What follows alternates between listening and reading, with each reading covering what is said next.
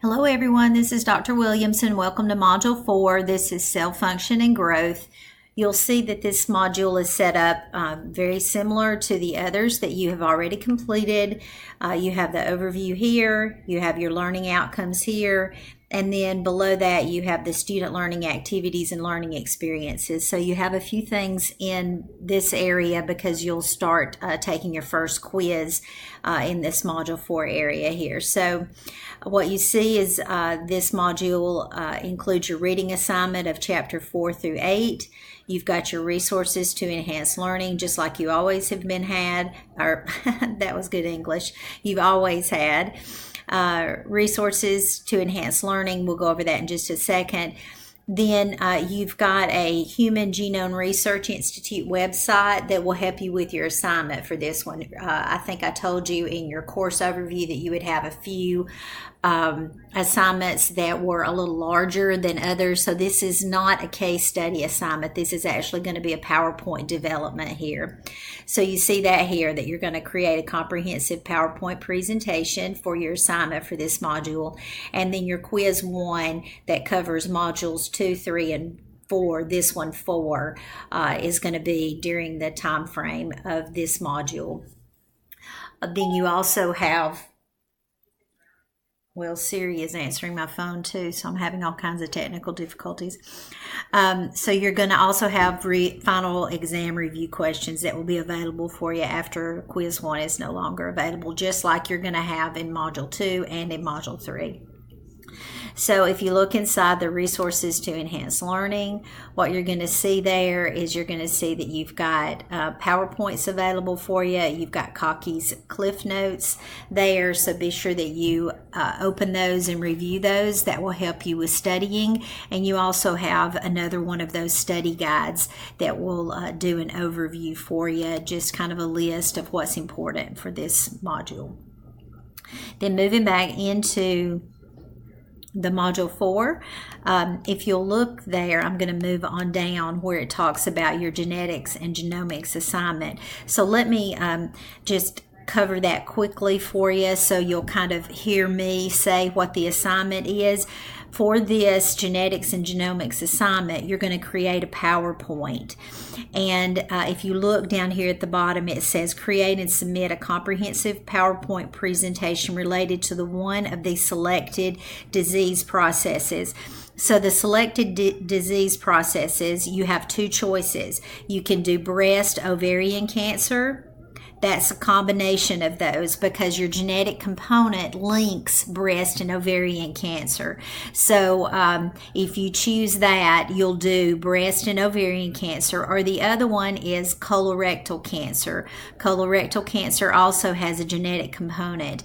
And so you will do, it's not just colon or it's not just rectal, it's colorectal cancer. So choose one of those topics, one or the other there, and then you're going to develop a PowerPoint based on the guidelines that we've provided there for you.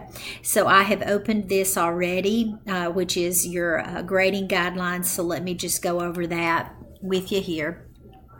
So you're going to, after you've selected either breast and ovarian or you've selected colorectal, you're going to create a PowerPoint, and you will give a brief description, natural history of the disease. So this is, I'm not sure, in your, probably sometime or other you may have created a PowerPoint, but you may not have.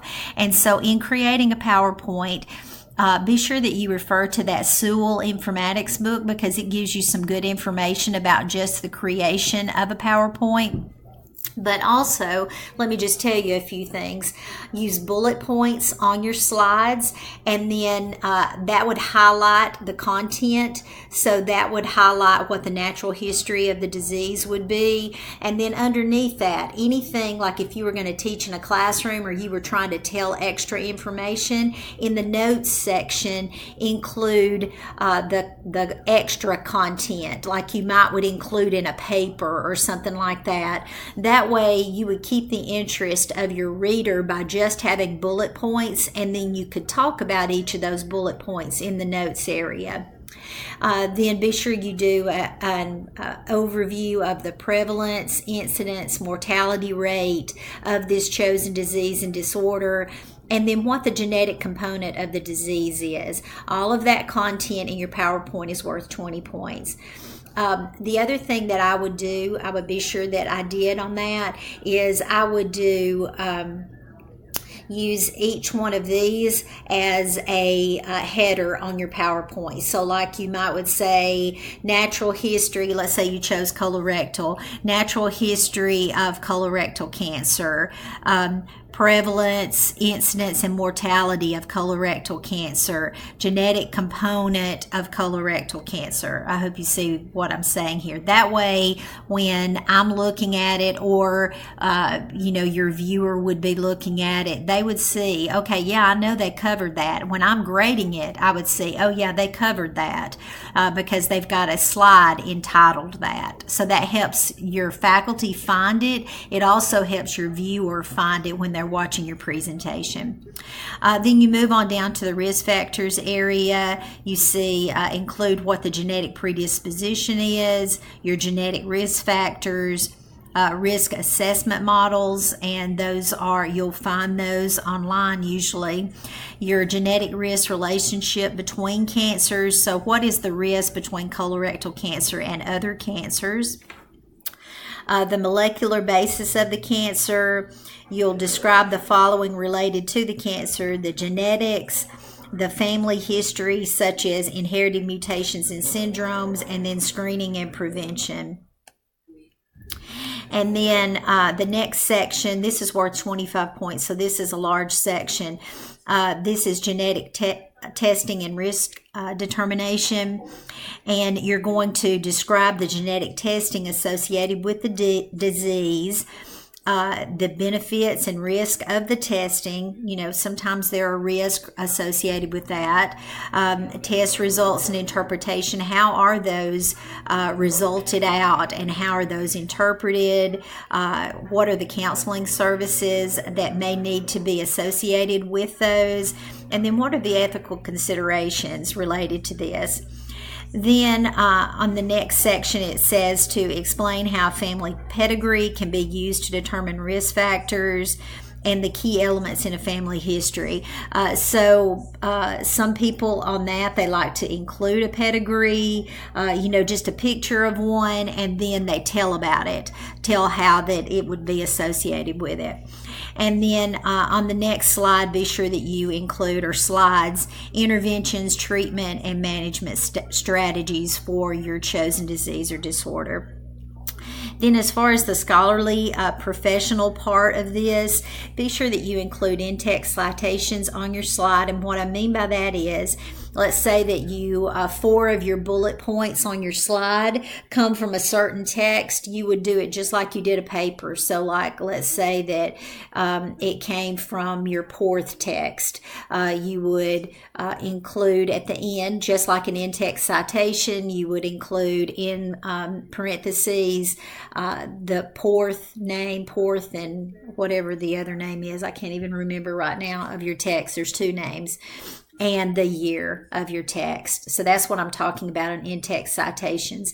If everything on your slide comes from the same one, then you can, at the bottom of the slide, you can include just one in-text citation that had Porth and whoever and the year on that, for your showing that all of that content came from that same one. Then at the end of the presentation, you'll include a reference page, just like you would for a paper, and you would include the full reference at the end of the paper. So don't include a full reference on every slide. Include the in-text citation on the slide. That's what APA format is for a PowerPoint presentation. And then the full reference at the end of the slide. Be sure you review your APA for how to include the references there.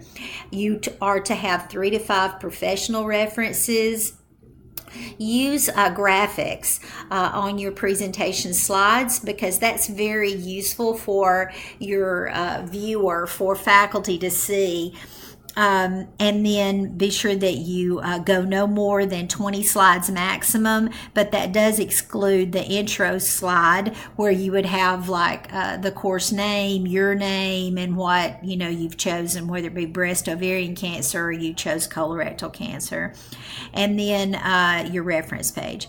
And then I did remind you to use the notes area on slides for the teaching part of that. So if you're needing to say extra things, then put that down in the notes area on the slide, and I'll be able to see that and look through that to make sure that you covered the content on that. So the other thing I did want to tell you is I learned this past year through taking an online teaching course, is that and then in actually presenting myself, is that some fonts are difficult to see, and also some colors are difficult to see. So be sure that you try to use a dark color font like black in your writing on your slides. And the reason that I'm saying that is, for example, a lot of times in our PowerPoint presentations for JSU, when I'm doing a professional presentation, our PowerPoint template comes in red, and so a lot of times the writing, if I don't change it, it will show up red on there. And a lot of people have came up to me after presentations and told me that it was difficult for them to see red. And if you have someone with color issues in their eyes, then they may not even be able to see that at all. So I'm just saying that just to help you as far as just developing this, just in general. It's not that I'll count off points for that unless I can't read it. If I can't see it, like sometimes neon colors, yellows and greens and things like that, you can't read those. So I'm just saying that just as a general idea on how to develop a PowerPoint. So anyway, be sure you send me an email if you have questions about the genetics and genomics PowerPoint assignment. I'll be glad to answer those for you, but follow the grading guidelines carefully on that. Then the other thing I did want to tell you about on here is you're going to submit it twice. There are 2 places to submit it, and there's a reason behind that, is because I'm going to be looking for, through this one, you'll submit it through SafeAssign here. This helps me look at it to make sure that you're citing things correctly and that you're not plagiarizing, because sometimes when we're first learning to do these, we don't do that on purpose, but we don't cite appropriately. And so that's why you submit it through SafeAssign, so that I can see that, but you also submit it here, and that will be just for general grading. So you'll submit it twice. That's part of the requirements. So submit your PowerPoint twice there so that I can grade it. But the reason that we do have you submit it twice is sometimes SafeAssign changes the format and the way it looks, and that's why I wanted to grade it the other way, but SafeAssign just to check about your appropriateness of citations and things like that, and make sure we're not plagiarizing by accident. And then you'll see here, this is the module where you'll take your first quiz. And you see here that quiz 1 covers modules 2, 3, and 4. You'll have, be sure you check the course calendar, because you'll have a full week for access to the quiz, and be sure you plan accordingly. It opens on a Monday morning at 9 a.m. It closes the next Monday morning at 9 a.m. So in the morning, it opens in the morning, it closes in the morning, but you have a full week of availability for that. And so you should be able to take your exams. We do not reschedule exams, so you don't want to make a 0 on an exam because you can't find time to take it during the week. So plan accordingly on that. Your quiz is going to be 50 questions. It's a multiple choice quiz. It may be taken twice, but we're going to average the scores on those. 1 hour is allowed per attempt. It's fine for you to use resources on that, but remember, this is a 50-question quiz, so you're going to need to have studied this and know it, because you're not going to have time to look up every answer. This should not be a collaborative effort between your peers. So please don't meet with your peers and take the test at the same time. That's not professional. That's not ethical. And so please don't do that. This is